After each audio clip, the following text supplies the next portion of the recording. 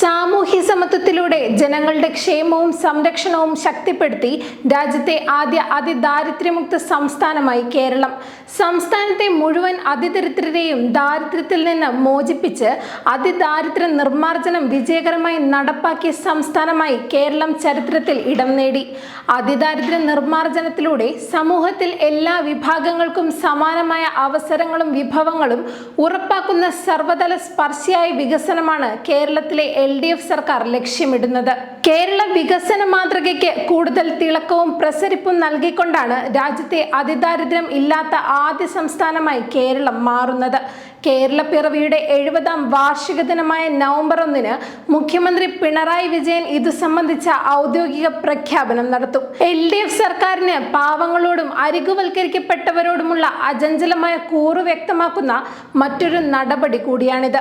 നീതി ആയോഗിന്റെ സൂചികകൾ പ്രകാരം ഇന്ത്യയിൽ ഏറ്റവും കുറഞ്ഞ ദാരിദ്ര്യമുള്ള സംസ്ഥാനമാണ് കേരളം. 0.55% മാത്രം ആഗോളതലത്തിൽ ചൈനയ്ക്ക് ശേഷം ദാരിദ്ര്യ നിർമ്മാർജ്ജന പ്രവർത്തനങ്ങൾ സമഗ്രമായ രീതിയിൽ നടപ്പാക്കുന്ന രണ്ടാമത്തെ പ്രദേശമെന്ന ബഹുമതിയും കേരളത്തിന് സ്വന്തമാകും.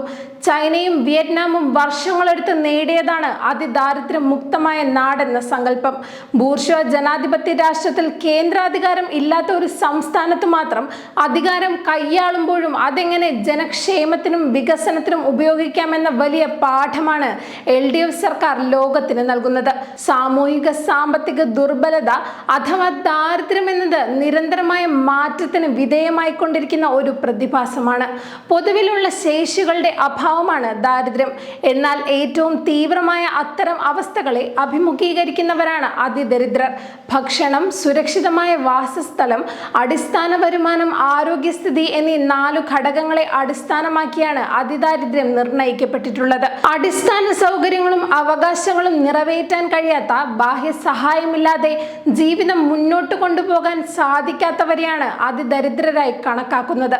1957 ആദ്യത്തെ കമ്മ്യൂണിസ്റ്റ് സർക്കാർ കേരളത്തിൽ അധികാരത്തിൽ വരുമ്പോൾ ജന്മിത്വ വ്യവസ്ഥ ഇവിടെ സജീവമായി നിലനിന്നിരുന്നു. എന്നാൽ ഭൂപരിഷ്കരണം ഉൾപ്പെടെ തുടർച്ചയായി നടത്തിയ ഇടപെടലുകളിലൂടെയാണ് കേരളം ഈ നേട്ടം കൈവരിച്ചിരിക്കുന്നത്.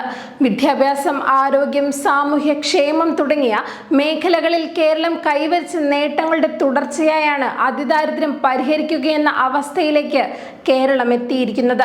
കേരളീയർക്കാകമാനം അഭിമാനമായി മാറിയ ഈ നേട്ടത്തിന്റെ ഭാഗമായി നാടെങ്ങും ജനങ്ങൾ ആഘോഷ പരിപാടികൾ സംഘടിപ്പിക്കാനുള്ള ഒരുക്കത്തിലാണ്.